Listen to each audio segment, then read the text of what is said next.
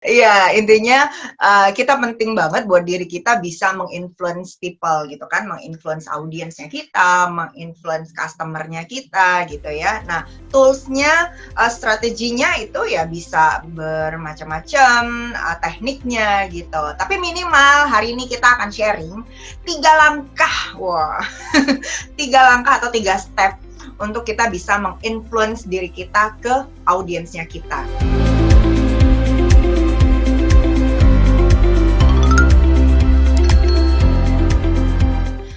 Hai, welcome di Brand Journey Talk, obrolan Indah dan Oya seputar personal branding. Hai, aku sapa Kak Oya, apa kabar hari ini? Alhamdulillah Indah, sehat. Indah gimana? Kayaknya seger tuh suara. Seger ya? Udah sarapan, udah ngerjain to-do list gitu kan ya. Sekarang udah tinggal ngobrol bareng sama Kak Oya. Pokoknya siap menyimak lagi, siap kita sharing-sharing lagi sama teman-teman. Nah, kalau kemarin itu kita udah seru banget, kita ngebahas digital handshake ya. Ini menarik banget ya Kak Oya, apalagi saat ini digital. Hari ini luar biasa.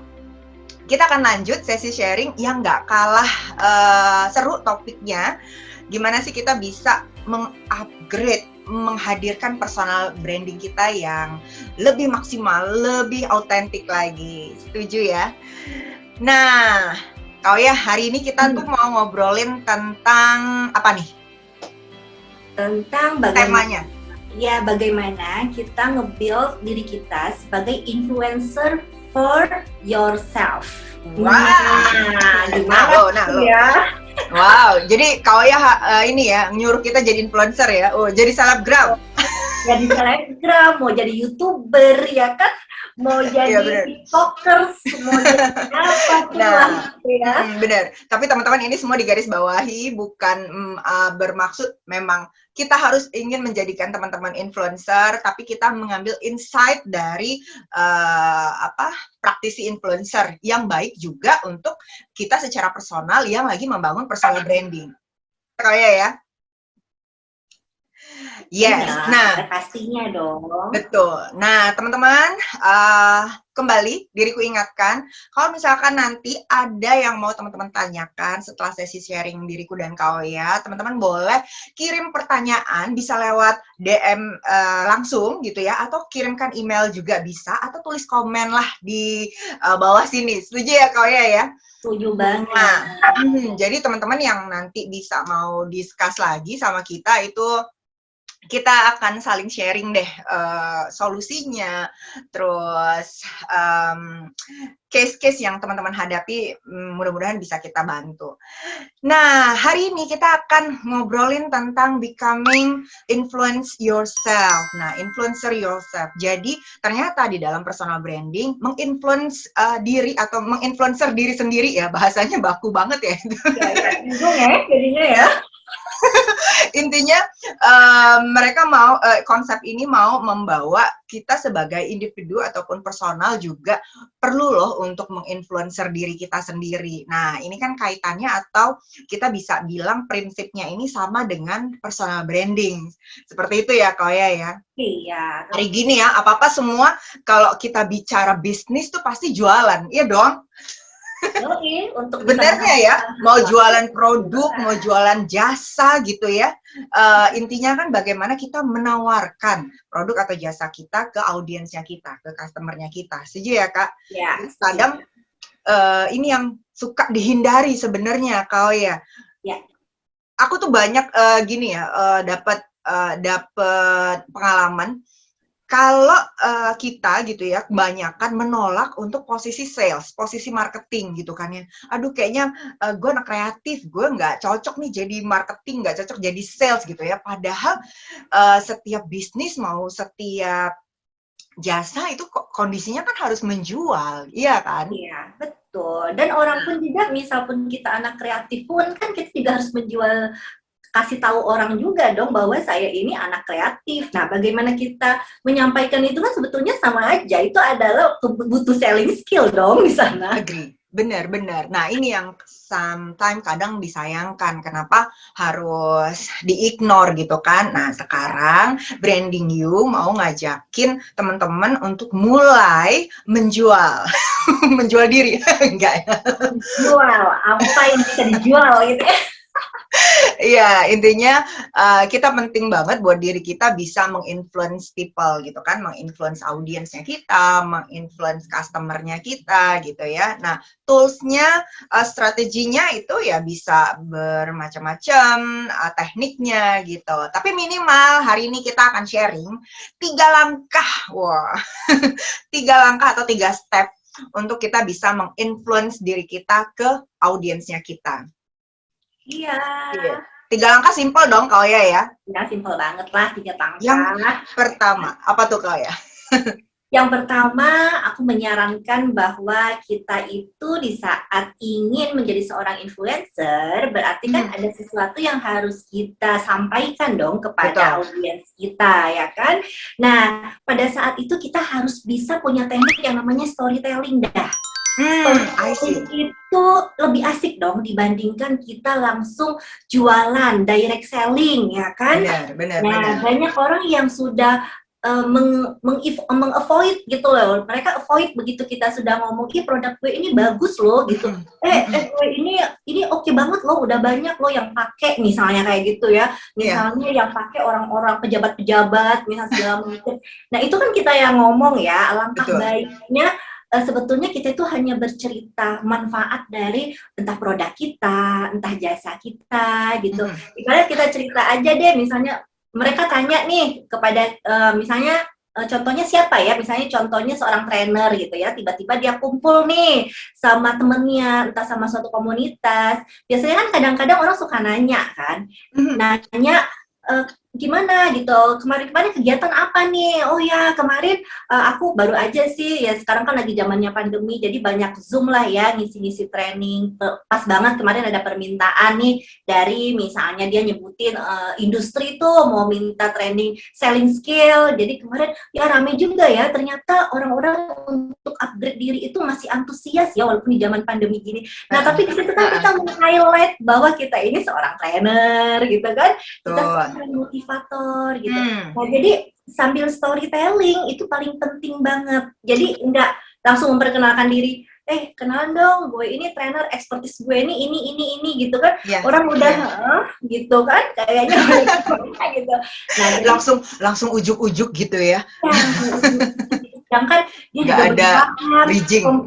Yes, kompetensi kita sejauh apa. Itu kalau kita bicara masalah produk kita adalah jasa ya, Dah. Tapi kalau kita bicara produk kita itu adalah produk-produk yang memang ada bentuknya gitu ya, ada produknya, ya kita juga bisa storytelling nih. Misal dengan cara produknya kecantikan, ya kan? Misalnya setiap pagi kita bisa lakukan activity daily kita itu membersihkan wajah, kemudian sebelum pergi pakai sunscreen dulu, gitu kan ya Mbak?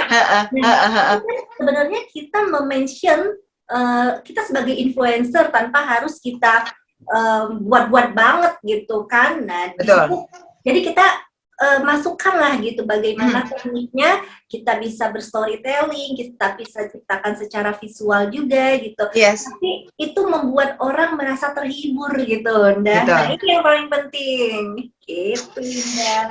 Yang pertama storytelling, berarti tadi yang seperti Kak Oya bilang, berarti harus define dulu problemnya, gitu kan ya, harus tahu gitu, kita mau mempromote diri kita, dihadirkan dulu problem audiensnya itu seperti apa. Yang kedua tadi seperti Kak Oya juga bisa menceritakan experience-nya kita, gitu kan ya, pengalamannya kita, dan juga expertise atau kompetensinya kita ya Kak Oya, barulah itu didesain untuk jadi storytelling yang menarik. Tapi benar, karena orang tuh akan lebih aware ya kalau memang sudah ada real story atau kisah jejak sebelumnya gitu ya Kak Oya ya. Iya, benar banget. Nah, itu yang harus di-capture sama audiens kita kan. Nah, teman-teman, yang kedua adalah yang kedua adalah digital presence. Nah, ini yang tidak yang kadang kita mungkin saat ini sudah di zaman pandemi, jadi akhirnya sudah membuat diri kita tuh terpaksa mau nggak mau kita harus hadir nih di ranah digital gitu kan ya. Jadi teman-teman, ketika kita mau menginfluence audiens kita dengan mudah, dengan cepat dan juga dengan luas, maksimalkan dan manfaatkanlah si digital teknologi ini. Jadi kuatkan media sosialnya teman-teman gitu kan ya, akses mereka, akses audiensnya teman-teman lebih cepat, lebih luas lagi menggunakan digital. Contohnya yang seperti kemarin sudah kita sharing itu digital handshake. Nah, itu bagus banget ya kalau diterapkan. Betul. Nah, betul. Nah, ketika hari gini digital presence itu nggak hanya cuma sekedar tampilan medsosnya, tapi ada value yang kita hadirkan ke audiens kita gitu kan ya. Jadi ada yang membedakan gitu, ada yang membuat diri kita autentik dengan orang lain gitu ya, biar membuat lebih eye catching seperti itu ya Kak ya.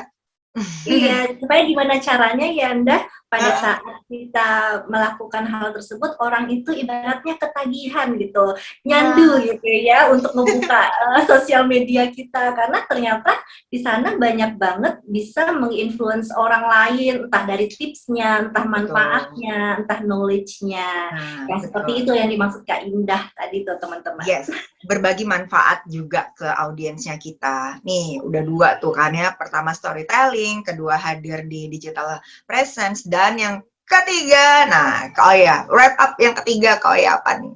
Yang ketiga adalah banyak-banyak membangun kolaborasi ya, collaboration. Wah, ini saat ini penting banget. Jadi ibaratnya dengan collaboration itu, misalnya kita dalam 1 bulan kalau jalan sendirian itu butuh usaha dan butuh semangat sendiri. Tapi dengan collaboration ini, ya kita berjalan itu bareng-barengan, energinya jadi satu. Ibaratnya itu didorongnya rame-rame itu enak ya Kak Indah ya. Benar. Jadi penting banget ya, ignore lah yang namanya introvert gitu ya. Kalau ada yang suka mikir, gue introvert nih gimana ya Kak Indah? Aduh kayaknya konteksnya beda ya, nggak seperti itu ya yang harus dihadirkan ya.